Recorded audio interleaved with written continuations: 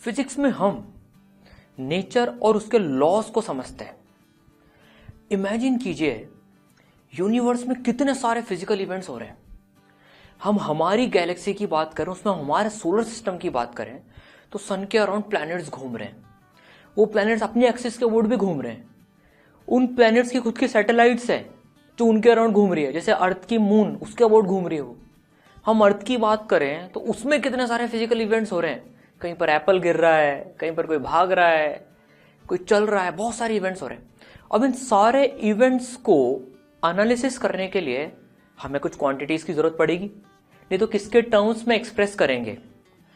For example Newton का second law है, वो क्या है, force is equal to mass into acceleration. ठीक है, तो देखिए इसमें तीन क्वांटिटीज की बात हो रही है, फोर्स, मास और एक्सेलरेशन। तो ऐसी क्वांटिटीज की मदद से ही तो हम चीजों को एक्सप्रेस कर पाते हैं।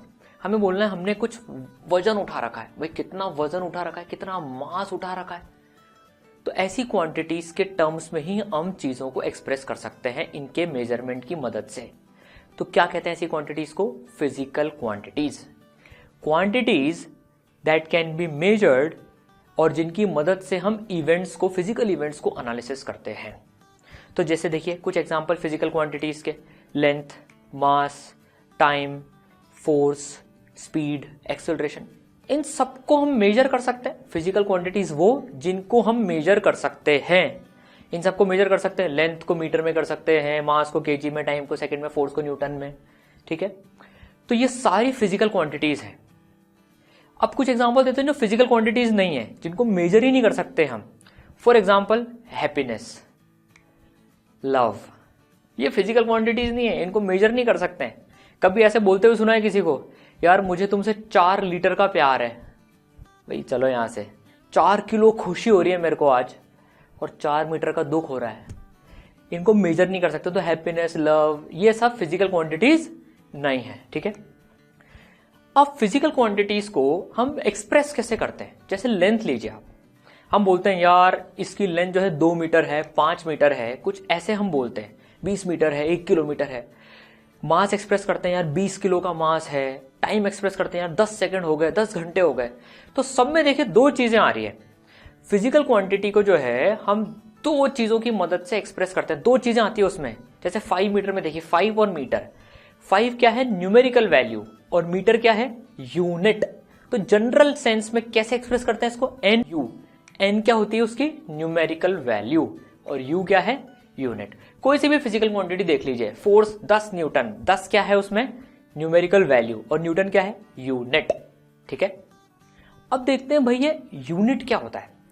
So unit is a standard value of quantity against which measurement is done. मतलब क्या, यूनिट एक स्टैंडर्ड वैल्यू है जिसकी मदद से हम सारी चीजें मेजर करते हैं।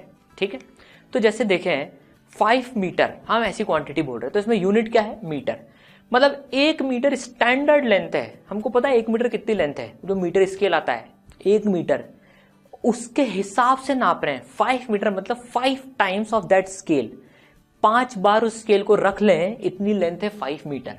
20 केजी, 1 केजी की स्टैंडर्ड वेट है, 1 केजी स्टैंडर्ड मास है। ठीक है, तो उसका जो है मास, उसका 20 times is 20 KG. Similarly with other units. तो भाई यूनिट एक स्टैंडर्ड वैल्यू है, सबके लिए सेम है वो। अभी अब सोच के देखिए, जब ये स्टैंडर्ड यूनिट नहीं होंगे, मीटर, केजी वगैरह, तब लोग लेंथ, मास कैसे मेजर करते होंगे। तब कैसे मेजरमेंट होता था, यार ये मेरे जो हाथ की लंबाई है ना, ये 1 यूनिट है लेंथ का, तो मुझे 5 यूनिट रस्सी दे दो भाई। तो 1, 2, 3, 4 एंड 5 ऐसे मेजरमेंट होते थे। तो बताइए इस एग्जाम्पल को ले, इसमें कुछ गलती है क्या यूनिट लेने में, क्या पॉसिबिलिटीज है गड़बड़ होने की इसमें, सोच के देखिए जरा। सबके हाथ की लंबाई अलग अलग होती है, तो जो 5 किसी के हिसाब से वो हो सकता है, जिसका बड़ा हाथ उसके हिसाब से 4 हो, तो बोलेगा भाई देखो ये तो 4 है, आपने बोला 5 है लेकिन ये तो 4 है।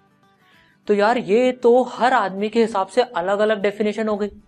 तो क्या इसको यूनिट बनाया जा सकता था क्या, नहीं भाई। तो लोगों को भी ये प्रॉब्लम आई, तो उन्होंने कहा यार एक काम करते हैं, किसी आदमी को फिक्स कर लेते हैं, तो सबसे इंपॉर्टेंट आदमी को फिक्स कर लेते हैं, उसके हिसाब से देख लेंगे। तो उन्होंने राजा को पकड़ लिया। तो उन्होंने बोला यार राजा के पैर की लंबाई जो है वो 1 यूनिट होगी, राजा के पंजे की लंबाई, किंग्स फुट। ये जो फुट यूनिट हम यूज करते हैं ना, फुट और फीट, ये हिस्टोरिकली वहीं से आया, राजा के पैर से। तो राजा का एक अब पैर की जो पंजे की लंबाई है वो स्टैंडर्ड बन गई 1 फुट। तो भाई ठीक है, बहुत अच्छी बात, अब हाथ का चक्कर ही खत्म है। इसके साथ एक और प्रॉब्लम है, सोच के देखिए। अब मुझे अगर कोई सी चीज मेजरमेंट करनी है कि भाई 5 फुट रस्सी दे दो, तो राजा से रिक्वेस्ट करेंगे बार बार कि भाई आइए प्लीज हमको 5 फुट आपका पैर से रस्सी नापनी है। तो वो इजीली अवेलेबल नहीं है। हाथ तो इजीली अवेलेबल नाप लेंगे, लेकिन किंग्स फुट इजीली अवेलेबल नहीं है। दूसरी बात, अभी कल से राजा चेंज हुआ तो बोलेगा नाउ इट्स माय फुट। तो एक रातों रात में फुट की डेफिनेशन चेंज हो गई, ऐसे तो नहीं चलेगा। कल तक हमारी हाइट 5 फुट थी, अगले दिन राजा चेंज तो हमारी हाइट 6 फुट हो गई। तो ये तो लफड़ा है इसमें। तो जैसे जैसे साइंस का डेवलपमेंट होता गया, यूनिट स्टैंडर्ड बनते गए। देखिए, यूनिट बनने के लिए 2 प्रॉपर्टी सेटिस्फाई तो होनी ही चाहिए भाई। क्या? एक तो वो इनवेरिएबल होना चाहिए, जैसे हमने देखा हाथ की लंबाई वाला केस, वो तो सबके हाथों की लंबाई अलग अलग है, तो ऐसे वेरिएबल नहीं होना चाहिए, सबके लिए सेम होना चाहिए। It should be same for everyone, ठीक है। दूसरी बात, it should be easily available, Kings foot की तरह। चलिए ठीक है, किंग्स फुट को भी हम अवेलेबल करा सकते हैं, एक बार रस्सी से नाप लिया और वो रस्सी की लेंथ एक स्टैंडर्ड बन गई। लेकिन अब जैसे साइंस का डेवलपमेंट होता रहा ना, स्टैंडर्ड यूनिट बनते गए। हम देखेंगे क्या डेफिनेशंस हैं। और ये जो फुट, यार्ड, ऐसी चीजें, अच्छा यार्ड पता है कैसे नापा था? इनिशियली यार्ड कैसा था? क्रिकेट पिच की लंबाई जिसमें नापते हैं, तो यार्ड हिस्टोरिकली कहां से आया था? राजा की नाक से लेकर, दूसरे राजा की नाक से लेकर स्ट्रेच्ड हाथ सीधा रख लिया, उसकी थंब तक की लंबाई, ये एक यार्ड बोला जाता था पहले, ठीक है। तो हिस्टोरिकली इनका डेवलपमेंट कैसे हुआ, इसके बारे में और जानना है आपको तो आप नेट पे सर्च कर सकते हैं। अभी हमारे पास स्टैंडर्ड डेफिनेशन है, इनको भी स्टैंडर्डाइज कर दिया गया है। जैसे फुट हमको पता है 12 इंचेस, अप्रोक्सीमेटली 0.3 मीटर, ठीक है। तो ऐसे चीजों का डेवलपमेंट हुआ। अभी अगर हम करंटली देखें तो 3 सिस्टम कॉमनली यूज्ड होते हैं। जो यूनिट के सिस्टम है, अभी लेंथ मास टाइम की अगर हम बात करें, 3 physical quantities length mass and time, तो 3 सिस्टम अभी जो है कॉमनली यूज्ड होते हैं, सीजीएस, एफपीएस, एमकेएस। ये क्या होते हैं देखें जरा। सीजीएस का मतलब लेंथ सेंटीमीटर में नापेंगे, मास ग्राम में नापेंगे और टाइम सेकंड में नापेंगे। मतलब सीजीएस सिस्टम में लेंथ को सेंटीमीटर में नापा जाता है, सी स्टैंड्स फॉर सीजीएस में सी, ठीक है। मास को ग्राम में और टाइम को सेकंड में।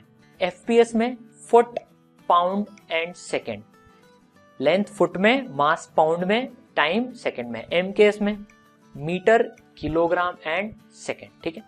तो अभी जो तीनों सिस्टम है, देखिए प्रैक्टिकल नीड के हिसाब से बने। इनका प्रैक्टिकल नीड के हिसाब से यूज होता है। कैसे? जैसे मान लीजिए हम शक्कर खरीदने जा रहे हैं बाजार में, तो हम बोलते हैं यार 1-2 किलो शुगर दे देना, आधा किलो शक्कर दे देना। गोल्ड खरीदने जाते हैं, मान लीजिए सोना खरीदने आते हैं, तो कभी ऐसे बोलते हैं क्या, यार आज मुझे 1 किलो सोना खरीदने का मन हो रहा है, ला यार 2-5 किलो सोना पैक करके दे दे। ग्राम में बोलते हैं, भैया इतना महंगा आता है, खरीद सकते हैं 1-2 किलो भी, पर जनरली ग्राम्स में खरीदते हैं। 10 ग्राम सोने, 10 ग्राम गोल्ड के ऑर्नामेंट्स बनाने हैं भैया, 10 ग्राम गोल्ड, 100 ग्राम गोल्ड दे दो। तो छोटे यूनिट्स की जरूरत ऐसी क्वांटिटीज में पड़ती है, ठीक है।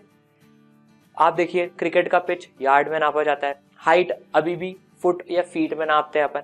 तो अलग अलग सिचुएशंस में इनका यूज होता है, कन्वर्ट कर सकते हैं एक दूसरे में, ठीक है। अब न्यूमेरिकल पॉइंट ऑफ व्यू से कभी हमसे पूछा भाई लेंथ का यूनिट सीजीएस में क्या होता है, तो सेंटीमीटर। डेंसिटी का यूनिट एमके सिस्टम में केजी पर मीटर क्यूब। अब हमसे पूछा जा सकता है what is density in CGS units. बहुत बार आया ऐसे क्वेश्चन, सीजीएस यूनिट्स मतलब सीजीएस यूनिट्स में कन्वर्ट करके आंसर देना है, तो किन यूनिट्स में देना है?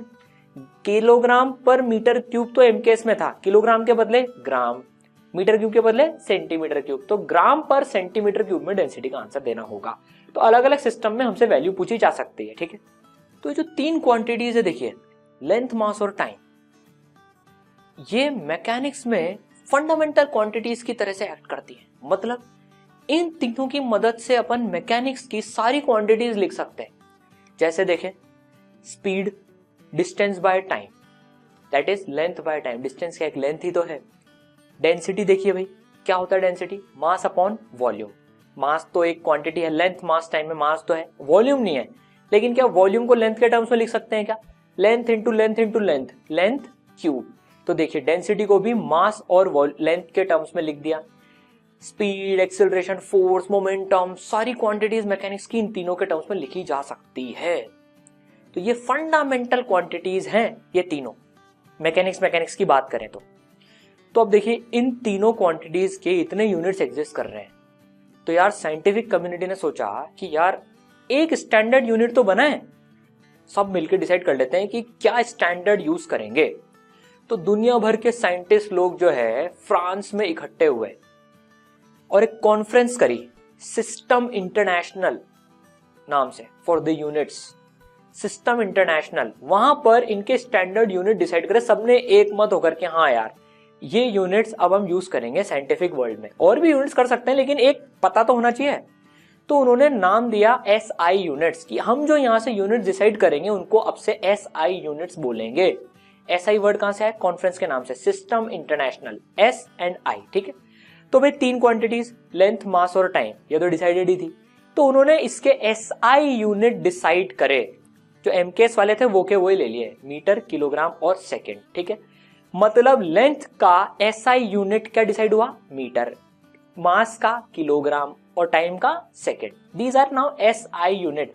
तो हमसे पूछेगा डेंसिटी का SI यूनिट बताइए, मास अपॉन वॉल्यूम kg पर मीटर क्यूब, वेलोसिटी का मीटर पर सेकेंड। सारी क्वांटिटीज की मैकेनिक्स की बात करें तो इनके टर्म्स में उनके SI यूनिट हो जाएंगे। तो वेलोसिटी का SI यूनिट क्या भाई? मीटर पर सेकेंड। एक्सेलरेशन का SI यूनिट क्या? मीटर पर सेकेंड स्क्वायर।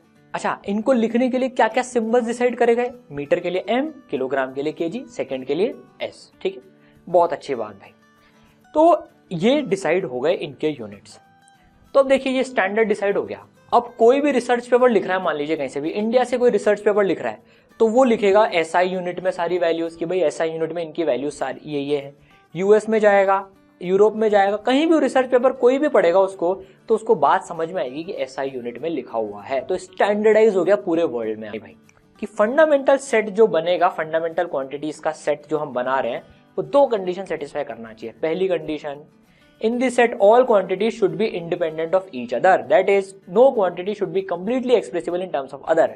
सीधा साधा मतलब है फंडामेंटल सेट में जो क्वांटिटीज लेंगे वो फंडामेंटल सेट की बाकी क्वांटिटीज से लिखी जानी नहीं होनी चाहिए, फिर तो क्या फायदा वो फंडामेंटल सेट का। जैसे मान लीजिए अगर आपने लेंथ, टाइम और वेलोसिटी, क्या इन तीनों को फंडामेंटल सेट में ले सकते हैं क्या? लेंथ, टाइम और वेलोसिटी को नहीं। वेलोसिटी तो लेंथ और टाइम के टर्म्स में लिख सकते हैं, तो वेलोसिटी फंडामेंटल सेट में नहीं आएगी, क्योंकि वो तो लेंथ और टाइम से लिख सकते हैं, तो फिर फंडामेंटल कैसे हो गई फिर वो। तो ये चीज कि फंडामेंटल सेट में जो भी क्वांटिटीज आएंगी वो बाकी के टर्म्स में लिखी जानी नहीं होनी चाहिए, फंडामेंटल जो बाकी क्वांटिटीज है उनके टर्म्स में। बहुत अच्छी बात। दूसरी quantity, all other quantities should be expressible in terms of fundamental quantities. अब जो फंडामेंटल क्वांटिटीज के अलावा क्वांटिटीज बची, जैसे मान लीजिए लेंथ, मास, टाइम ले लिया, बाकी क्वांटिटीज मैकेनिक्स की जो बची वो सब फंडामेंटल क्वांटिटीज के टर्म्स में लिखी जानी चाहिए, तभी जाकर वो सेट फंडामेंटल सेट कहलाएगा। तो दो प्रॉपर्टी सेटिस्फाई होनी चाहिए इसमें। तो बहुत अच्छी बात, ठीक है भाई। तो फंडामेंटल सेट बनाया गया, तीन क्वांटिटीज तो ऑलरेडी थी, बहुत रिसर्च हुई, फलाना ढिमाका, ये ले ले, ये वो, कुल मिलाकर 7 क्वांटिटीज निकल के आई। 7 क्वांटिटीज, ये तीन तो ये, बाकी 4 कौन सी? टेम्परेचर, उसका SI यूनिट क्या डिसाइड करा गया? केल्विन। SI यूनिट भी लेते गए और केसेस को डिनोट करते हैं, एब्सोल्यूट स्केल वाला टेम्परेचर है ये, ठीक है। इलेक्ट्रिक करंट, ठीक है, एम्पियर, कैपिटल ए से डिनोट करते हैं। ल्यूमिनस इंटेंसिटी, कैंडेला इसका यूनिट होता है, सिंबल CD। ल्यूमिनस इंटेंसिटी जो है ये हम इंजीनियरिंग के कोर्सेज में पढ़ते हैं, लाइट से रिलेटेड जो कोर्सेज होते हैं उसमें। ल्यूमिनस इंटेंसिटी लाइट की चमक से रिलेटेड वाली क्वांटिटी होती है, ये लाइट में कितनी चमक है, ग्लो को डिनोट करने में काम आती है ल्यूमिनस इंटेंसिटी, ये क्वांटिटी, ठीक है। फिर जो last amount of substance, mole, MOLE, इसका SI यूनिट, सिंबल MOL, ठीक है, मोल। ये क्वांटिटी केमिस्ट्री में काम आती है, 1 मोल सब्सटेंस। तो ये 7 क्वांटिटीज का सेट डिसाइड करा गया, फंडामेंटल क्वांटिटीज का सेट, ठीक है। अब 2 क्वांटिटीज के बारे में और बात करी गई, कौन सी quantities? Plane angle and solid angle. Angle हमें पता है, गर्दन घुमा रहे हैं हम, कितनी एंगल टर्न हुई हमारी गर्दन, ये उसी एंगल की बात हो रही है। इनका ऐसा unit radian and steradian, symbol RAD और SR, ठीक है। अब प्लेन एंगल के बारे में हम जानते हैं, प्लेन एंगल एक लाइन को घुमा दे अगर अपन, ठीक है, तो वो लाइन घूमते घूमते घूमते घूमते एक एंगल बनाएगी, उस एंगल को हम बोल रहे हैं थीटा। अब मान लीजिए जो इसने आर्क काटी उसकी लेंथ है S और ये जो लाइन है ये है R लेंथ की। बेसिकली एक सर्कुलर आर्क मान लीजिए, R उसका रेडियस है, एक बड़े सर्कल का पार्ट होगी। तो प्लेन एंगल जो होता है, जो नॉर्मल हम ज्योमेट्री में अभी तक एंगल पढ़ते आए हैं, that is arc length by radius. Radian में नापते हैं इसको, SI यूनिट इसका रेडियन होता है, ठीक है। और प्लेन एंगल के बारे में डिटेल में पढ़ेंगे हम बाद में, ठीक है। तो plane angle arc length by radius, इससे ये रेडियन में आता है। अब देखिए सॉलिड एंगल समझते हैं। सॉलिड एंगल समझने के लिए एक सॉलिड स्फीयर कंसीडर कीजिए, ठीक है। सॉलिड स्फीयर, R रेडियस का सॉलिड स्फीयर है। इसमें से मान लीजिए हम एक कोनिकल शेप काट लेते हैं, एक कोनिकल शेप की चीज काट लेते हैं, ठीक। अब स्फीयर का रेडियस तो है R। अब ये जो कोन स्फीयर का जो ये एरिया काट रहा है A उसका स्फीयर में जो कोन ने एरिया काटा वो है। तो सॉलिड एंगल कैसे डिफाइन करा जाता है? Solid angle is equal to area upon radius square. तो जो एरिया कट रहा है डिवाइड बाय रेडियस स्क्वायर। इसके बारे में भी हम लेटर चैप्टर्स में पढ़ेंगे सॉलिड एंगल के बारे में, ठीक है। तो 7 फंडामेंटल क्वांटिटीज देखी हमने और उनके SI units like metre, kilogram, second. अभी जो SI यूनिट्स है ये बहुत वेल डिफाइंड है। अभी हिस्टोरिकल इनकी डेफिनेशंस कुछ रही थी, धीरे धीरे डिफाइन होते अभी ये बिल्कुल वेल डिफाइंड है। एग्जांपल देखते हैं, जैसे मीटर कैसे डिफाइंड है? अभी metre is the length of path travelled by light in vacuum during a time interval of 1/299,792,458 of a second. ये मीटर की डेफिनेशन है अभी करेंटली। इसी तरह से दूसरे यूनिट्स भी डिफाइंड है। इनकी डेफिनेशन हमें याद नहीं रखनी है, ये बस अभी साइंटिफिकली इस तरह से डिफाइंड है। ये हिस्टोरिकली इनका कुछ डेवलपमेंट रहा है, सेकेंड, किलोग्राम भी कुछ इस तरह से डिफाइंड है। मीटर की डेफिनेशन देखें भाई, तो लाइट कितना डिस्टेंस ट्रेवल करती है 1/this big number 299,792,458 of a second. एक सेकेंड के इतने पार्ट में, इतने छोटे पार्ट में लाइट कितना डिस्टेंस ट्रेवल करती है उसे 1 मीटर डिफाइन करा गया है। अब मन में क्वेश्चन आता है, यार ये ऐसी डेफिनेशन क्यों? सीधे सीधे ऐसे क्यों नहीं ले सकते हैं कि भाई एक सेकेंड में लाइट ने कितना डिस्टेंस ट्रेवल किया? तो ये जो बड़ा नंबर है, एक सेकेंड में लाइट जो ट्रेवल कर लेगी वो बहुत बड़ा डिस्टेंस हो जाएगा, बहुत बड़ा डिस्टेंस हो जाएगा। वो प्रैक्टिकल डिस्टेंस नहीं है। अगर 1 मीटर लाइट एक सेकेंड में जितना ट्रेवल करती है, बहुत बड़ा डिस्टेंस, जो कि होता है 299,792,458 अभी के मीटर के हिसाब से, तो बहुत बड़ा डिस्टेंस प्रैक्टिकल नहीं है। हमें जो डिस्टेंसेस डील करने हैं वो इतने बड़े यूनिट में अच्छे प्रैक्टिकल ढंग से डील नहीं कर पाते हम, ठीक है। फिर दूसरा क्वेश्चन आता है, चलो ठीक है भाई बहुत बड़ा हो जाता है, लेकिन ये नंबर क्यों? ये तो बहुत क्लोज है 300,000,000,000 के, ये नंबर ले लेते, ये ही क्यों लिया? इसका कारण क्या है? हिस्टोरिकली पहले मीटर अर्थ के मेरिडियन के फॉर्मेट में ऑलरेडी डिफाइन था, मेरिडियन के टर्म्स में ऑलरेडी डिफाइन था वो। उस क्वांटिटी को सेम रखने के लिए, लेकिन स्पीड ऑफ लाइट के टर्म्स में डिफाइन करने के लिए, स्पीड ऑफ लाइट बहुत फंडामेंटल है, चेंज नहीं होती है, तो स्पीड ऑफ लाइट के टर्म्स में डिफाइन करने के लिए वही पहले वाले मीटर को ये डेफिनेशन ली गई। तो मीटर पुराने वाले मीटर से मैच करने के लिए ये नंबर लिया गया, और सेकंड तो ऑलरेडी डिफाइन था, इसके कारण से ये प्रिसाइज नंबर है, ठीक है। इसी तरह से बाकी यूनिट्स की भी डेफिनेशन है। तो भाई 7 फंडामेंटल क्वांटिटीज हैं, इनकी मदद से हम बाकी सारी क्वांटिटीज डिराइव कर सकते हैं।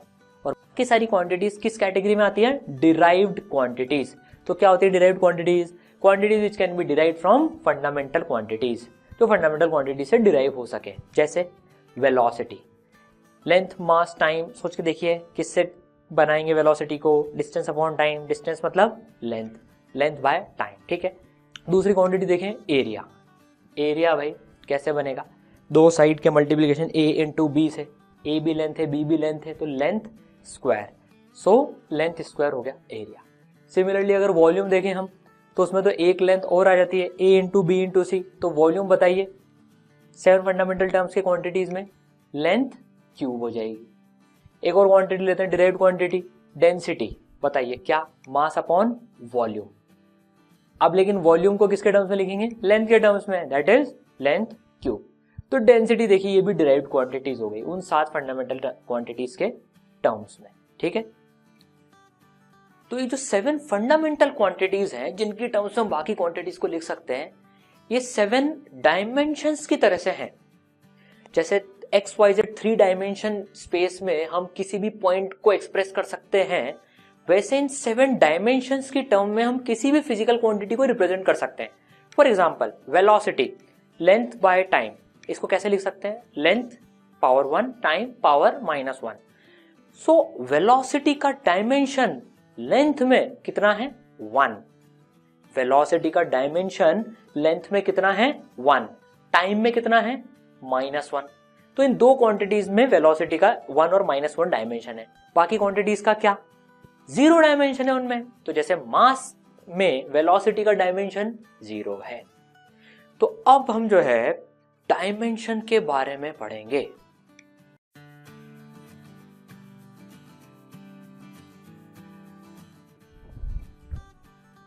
तो डायमेंशन क्या है, वेलोसिटी, लेंथ की पावर 1, टाइम की power -1। Dimension of a physical quantity are the powers or exponents to which the base quantities are raised to represent that quantity. Base quantities मतलब fundamental quantities, उनको base quantities भी कहते हैं। तो dimension क्या होते हैं, बहुत सीधी सिंपल भाषा में देखें तो base quantities की खोपड़ी पर जो टंगा रहता है पावर, base quantity की खोपड़ी पर जो एक्सपोनेंट है उसे डायमेंशन बोला जाता है, उतना डायमेंशन होता है, ठीक है। तो खोपड़ी पे देखिए 1 और -1 टंगा हुआ है, इसलिए तो हमने बोला था dimension of velocity in length is 1। Length की खोपड़ी पे कितना, 1, टाइम की खोपड़ी पे कितना, -1, ठीक है। तो ये डायमेंशन हो जाते हैं, बहुत सिंपल सा है। बेस क्वांटिटी खोपड़ी पे जो भी टंगा हो उस बेस क्वांटिटी में उतना डायमेंशन होगा, ठीक है। तो वेलोसिटी की बात करें, जैसे अब देखते हैं रिप्रेजेंट कैसे करते हैं, लेंथ बाय टाइम। अब देखिए लेंथ, टाइम, मास ये तो ठीक है, लेकिन amount of substance, electric current, luminous intensity, कितने बड़े बड़े नाम हैं। तो इनको यार सिंबल से रिप्रेजेंट करेंगे हम, बार बार इतने बड़े बड़े नाम थोड़ी लिखेंगे। तो लेंथ और टाइम को अपन L और T सिंबल से रिप्रेजेंट कर देंगे। तो लेंथ बाय टाइम L/T क्या हो जाएगा, ये T को ऊपर भेज दें तो LT-1। तो LT-1। अब देखिए वेलोसिटी इक्वल टू LT-1 नहीं होता है, वेलोसिटी का डायमेंशन LT-1 है। तो ये कैसे रिप्रेजेंट करेंगे, हम वेलोसिटी की बात नहीं कर रहे हैं, वेलोसिटी के डायमेंशन की बात कर रहे हैं। तो उसके लिए हम ये स्क्वायर ब्रैकेट सिंबल यूज करते हैं। स्क्वायर ब्रैकेट में जो भी आया, मतलब जो भी फिजिकल क्वांटिटी आई उसके डायमेंशन की बात हो रही है। तो स्क्वायर ब्रैकेट वेलोसिटी मतलब डायमेंशन ऑफ वेलोसिटी कितना है, वो LT-1। स्क्वायर ब्रैकेट के अंदर एक्सेलरेशन होगा तो dimension of acceleration, square bracket के अंदर फोर्स होगा तो डायमेंशन ऑफ फोर्स। कोई भी फिजिकल क्वांटिटी स्क्वायर ब्रैकेट के अंदर होगी मतलब उसके डायमेंशन की बात हो रही है। तो कुछ क्वांटिटीज की प्रैक्टिस करते हैं डायमेंशन निकालने की। Density is equal to mass upon volume. तो देखिए जो डेंसिटी का डायमेंशन होगा वो मास का डायमेंशन अपॉन वॉल्यूम का डायमेंशन। मास का डायमेंशन m, वॉल्यूम का डायमेंशन L3, m/L3। सबको न्यूमरेटर में ले आएंगे तो कितना हो जाएगा, ml-3। तो डेंसिटी का डायमेंशन ml-3, ठीक है। इस तरह से डायमेंशन निकाले जाते हैं। ऐसा यूनिट अगर हमको निकालना हो डेंसिटी का तो हम डायमेंशन की मदद से ऐसा यूनिट भी निकाल सकते हैं। देखिए ml-3, m का ऐसा यूनिट क्या, kg, l का ऐसा यूनिट क्या, मीटर, तो मीटर -3, तो kg मीटर -3 ऐसा यूनिट हो गया। इसको अपन kg पर मीटर क्यूब भी लिख सकते हैं। तो डायमेंशन से ऐसा यूनिट सीजीएस यूनिट भी निकल जाएंगे। m के बदले ग्राम, l के बदले सेंटीमीटर, तो ग्राम पर सेंटीमीटर क्यूब, ठीक है। तो देखिए हमने डेंसिटी का डायमेंशन पता करके उसका यूनिट भी निकाल लिया, ठीक है। अब हम लेंथ के बदले L, मास के बदले m, टाइम के बदले T सिंबल यूज कर रहे हैं। तो जरा देख लेते हैं जो सातों क्वांटिटीज हैं उनके बदले क्या क्या सिंबल्स यूज करते हैं। तो वे तीन तो हमको पता है, m, L और T। अब देखिए टेम्परेचर के लिए हम थीटा या फिर K, दोनों में से कोई सा भी सिंबल यूज कर लेते हैं। इलेक्ट्रिक करंट के लिए I या फिर A, दोनों में से कोई सा भी यूज कर लेते हैं। अमाउंट ऑफ सब्सटेंस के लिए मोल यूज करते हैं, ठीक है। ल्यूमिनस इंटेंसिटी के लिए CD यूज करते हैं, ठीक। चलिए तो अब और क्वांटिटीज प्रैक्टिस करते हैं। Acceleration, what is acceleration? Velocity by time. अब देखिए वेलोसिटी को हम वापस से लेंथ बाय टाइम नहीं लिखेंगे, लिखना चाहे लिख सकते हैं, लेकिन हमें वेलोसिटी का ऑलरेडी पता है LT-1, तो डायरेक्टली लिखेंगे LT-1 अपॉन टाइम का हो गया T ऊपर जाएगा, नीचे T1 है, ऊपर जाकर T-1, तो T-1 T-2, तो एक्सेलरेशन का क्या हो गया LT-2। यूनिट भी पता है हम तो, मीटर पर सेकंड स्क्वायर, उससे भी चेक कर सकते हैं। M मीटर मतलब L, सेकंड स्क्वायर पर सेकंड स्क्वायर T-2, ठीक है। तो एक्सेलरेशन का LT-2, M भी अगर जोड़ दें तो M की पावर 0 LT-2, L मतलब L की पावर 1, ठीक है। चलिए भाई, फोर्स मास इनटू एक्सेलरेशन, बताइए क्या होगा। एक्सेलरेशन का आपको ऑलरेडी पता है, वापस डिराइव करने की जरूरत ही नहीं है, तो बस मास का डायमेंशन इनटू एक्सेलरेशन का डायमेंशन MLT-2, MLT-2, फोर्स का डायमेंशन MLT-2। अब से हम फोर्स का भी डायरेक्टली यूज कर लेंगे MLT-2, ठीक है। तो भाई अब फोर्स का ऐसा यूनिट देखें अपन, M मास के बदले kg, L metre, T-2 second -2, तो देखिए फोर्स का ऐसा यूनिट kg मीटर पर सेकंड स्क्वायर हो गया। अब इसे यूनिट को प्यार से हम न्यूटन भी बोलते हैं, प्यार से मतलब इसका एक और नाम है न्यूटन, इस यूनिट को न्यूटन से भी बोला जाता है। तो कोई हमसे बोले फोर्स है 2 kg मीटर पर सेकंड स्क्वायर की, या फिर 2 न्यूटन की, एक ही बात है, ठीक। इसी तरह से और भी क्वांटिटीज के यूनिट होते हैं, जैसे प्रेशर का पास्कल SI यूनिट, वर्क का जूल, ठीक है। ये उनके यूनिट्स के नाम रख दिए गए, बहुत अच्छी बात, ठीक है। और क्वांटिटीज देखते हैं। एंगल क्या डिफाइन होता है S/R, arc length by radius. Angle का डायमेंशन निकालना है, arc length is length, radius is also length, so length by length, ये तो कट जाएगा, क्या आ जाएगा L की पावर 0। मतलब जो एंगल का डायमेंशन है, अगर हम M और T भी साथ में जोड़ लें तो M0 L0 T0 सब में डायमेंशन 0 है एंगल का, सारी क्वांटिटीज में डायमेंशन 0 है वही एंगल का, ठीक है। तो ऐसी क्वांटिटीज को बोला जाता है dimensionless quantity. So angle is a dimensionless quantity, कोई डायमेंशन नहीं है इसका किसी भी फंडामेंटल क्वांटिटी में, so it is a dimensionless quantity. Angle is a dimensionless quantity. अब कुछ और डायमेंशनलेस क्वांटिटीज के एग्जांपल देखते हैं। एक क्वांटिटी और होती है ऐसी, स्ट्रेन, जिसका फॉर्मूला होता है डेल्टा L/L। ये जो ट्राइंगल का सिंबल बना ना, ट्राइंगल जैसा, इसको हम बोलते हैं डेल्टा। इसका मतलब होता है चेंज। डेल्टा का मतलब चेंज, जिस भी क्वांटिटी के आगे लग जाता है मतलब उसका चेंज मतलब फाइनल माइनस इनिशियल।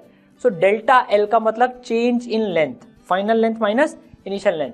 मान लीजिए आपका वजन है 50 kg, कुछ साल पहले था 40 kg, तो तब से लेकर अब तक डेल्टा ऑफ वजन कितना हुआ 50 - 40 दैट इज 10 kg। डेल्टा मतलब चेंज, फाइनल माइनस इनिशियल। तो स्ट्रेन का डायमेंशन निकालना है। लेंथ का तो पता है, डिनोमिनेटर में जो लेंथ है उसका तो पता है, लेकिन चेंज इन लेंथ का क्या होगा सोच कर देखते हैं। 3 kg - 2 kg is equal to 1 metre. 3 kilo mangoes में से 2 किलो मैंगोज खत्म कर दिए तो 1 मीटर मैंगो बचता है। क्या बात कर रहे हैं, माइनस करते हैं तो भी यूनिट तो सेम ही रहता है। 3 kg में से 2 kg माइनस करेंगे तो 1 kg आएगा, तो 3 kg - 2 kg का डायमेंशन भी kg ही होगा। 3 मीटर - 2 मीटर का डायमेंशन भी मीटर ही होगा। तो L final minus L initial का डायमेंशन भी L के बराबर ही होगा, और L का डायमेंशन होता है लेंथ। सो डेल्टा L का डायमेंशन उतना ही होगा जो लेंथ का होता है, डेल्टा मास का डायमेंशन उतना ही होगा जो मास का होता है, डेल्टा टाइम का डायमेंशन होगा जो टाइम का होता है। डेल्टा मतलब तो चेंज है सिर्फ, ठीक है। तो भाई स्ट्रेन का डायमेंशन डेल्टा L/L का डायमेंशन अपॉन L का dimension, L final minus L initial का डायमेंशन L, डिनोमिनेटर का भी L, तो L/L। कितना हो गया, L की पावर 0। मतलब strain is also a dimensionless quantity. ठीक है, स्ट्रेन भी डायमेंशनलेस क्वांटिटी है। चलिए बहुत अच्छी बात, 0 डायमेंशन है। ठीक, very good.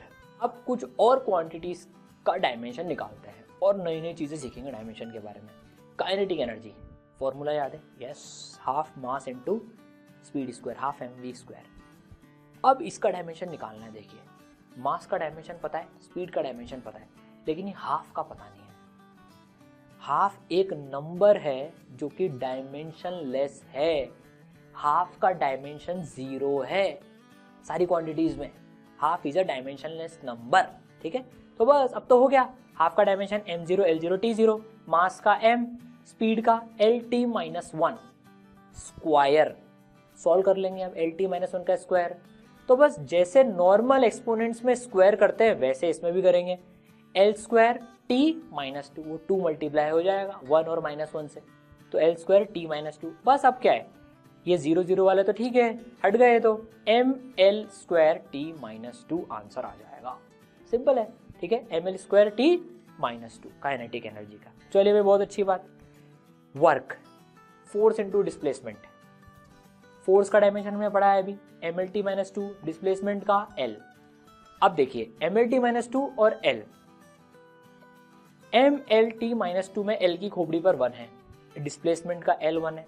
L into L, L into L is L square, तो कितना आ गया, ml2t - 2, ml square t - 2। Kinetic energy का निकाला था अभी हमने डायमेंशन, ml स्क्वायर t - 2। देखिए दोनों क्वांटिटीज का डायमेंशन सेम आ रहा है। इनफैक्ट पता है एक और क्वांटिटी होती है ऐसी, टॉर्क। रोटेशनल मैकेनिक्स में पढ़ेंगे, जिसकी चक्कर में चीजें घूमती है, टॉर्क। उसका फॉर्मूला भी फोर्स इनटू डिस्टेंस होता है, force into distance, mlt - 2 into L, ml square t - 2। तो उसका डायमेंशन भी वर्क और काइनेटिक एनर्जी के बराबर ही होता है। इसका मतलब दो क्वांटिटीज का सेम डायमेंशन हो सकता है क्या? बिल्कुल।